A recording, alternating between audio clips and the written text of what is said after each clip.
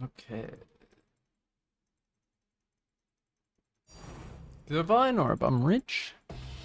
Exalted Orb?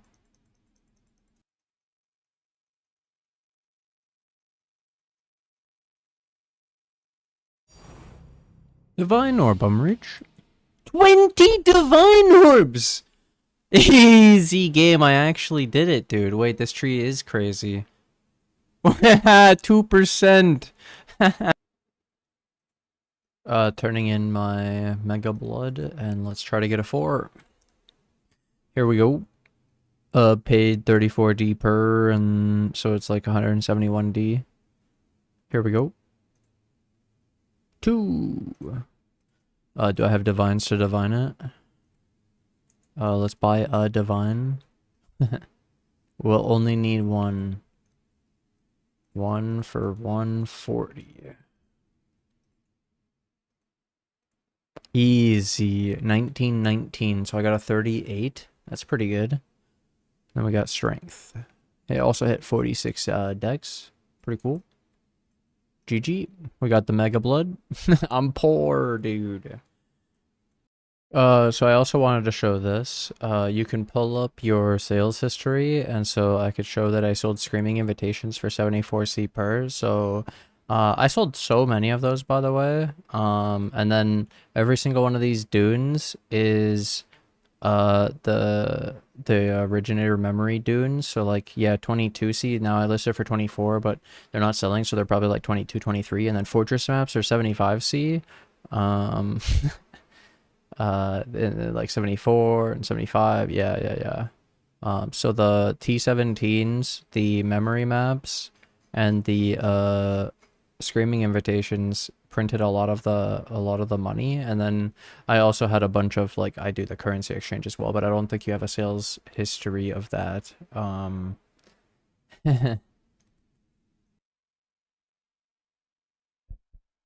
Divine Orb, I'm rich.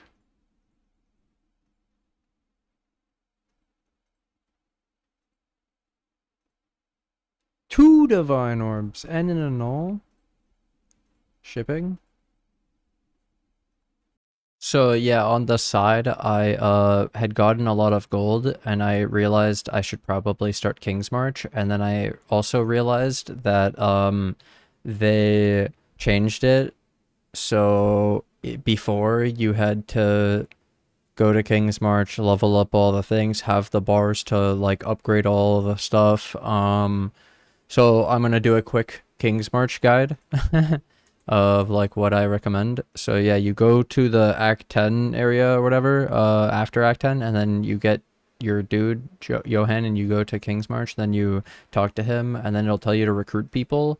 And so when I recruited, what I did is I collect high quality recruit, because all I want is level 5s. And then my only other thing I worry about, I had a lot of gold already, so I only worried about disenchanters, shipping, and farming. Basically, you farm, and then you can ship the farm, and you could also disenchant to get dust and ship the dust too. Just because I'm noticing that they changed farming. Lots of this has changed. So anyways, I would recruit, and I would go for level 5s, and now I'll show you my second thing. Let's say with shipping, I would try to keep their wages as low as possible while still being a level 5. So as an example, 400 gold, level 5, so cheap shipping. And then yeah, only 667 there. It was like 682. So when they have an extra job, that makes them cost more, you don't want them. Like, I think I had one in here that was 2,000 because it has mapping.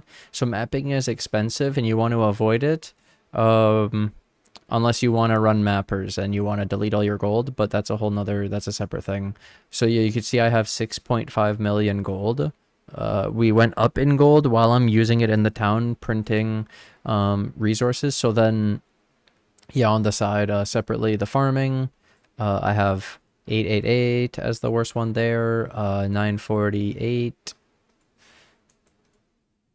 Give you some ideas of their wages. Okay, and then yeah, I'm getting the same amount, 945 blue xanthium. they changed it so like you don't get any bonus for using different ones or anything. You just farm the same one, and then apparently Blue Xanthium is the best to send to Kalgur for Divine, so that's what I'm doing, and we already showed like it's actually working, which I was pretty much there. Like this strat of shipping to Kalgur was pretty much what I was doing, what I recommended. The only difference now is how they changed the farm.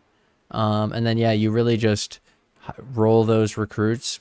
And I spent like a few million, like a couple million to buy all my thing. And then I keep extra shipping rank 5s because sometimes you could lose your crew, and then you'll have to replace your shippers and you might have to buy more later. But for now, yeah. And then my other one, Disenchanting, I have them as low as 886 and really 552.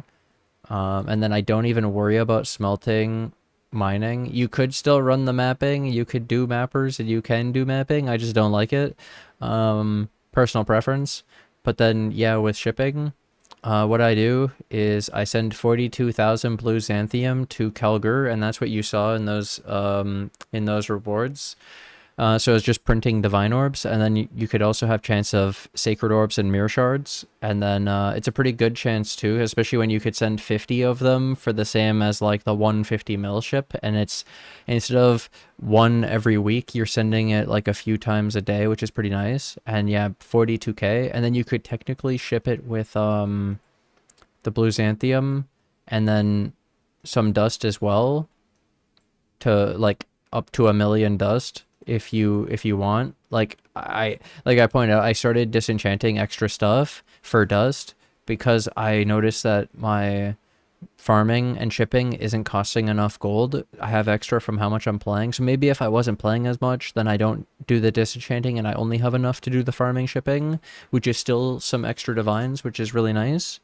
And then it's like really efficient gold use as well. And then yeah, so that was the extra add-on to my gold, my resource generation. I got some extra, like 5 divines already from the town, and I've only done it like a few for like a day. And then it literally takes time. And like if I could just convert all the gold into farming and dust right away, look, 11 days.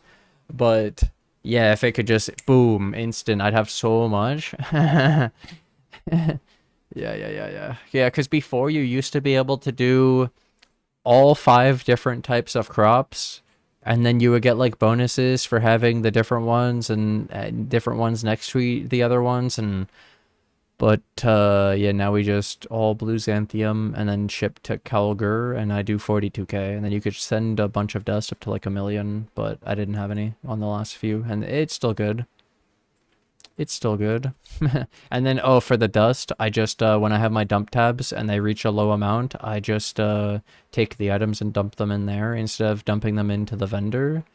So I get dust, which some of these are still giving me like 10k dust and stuff. It's not even that bad.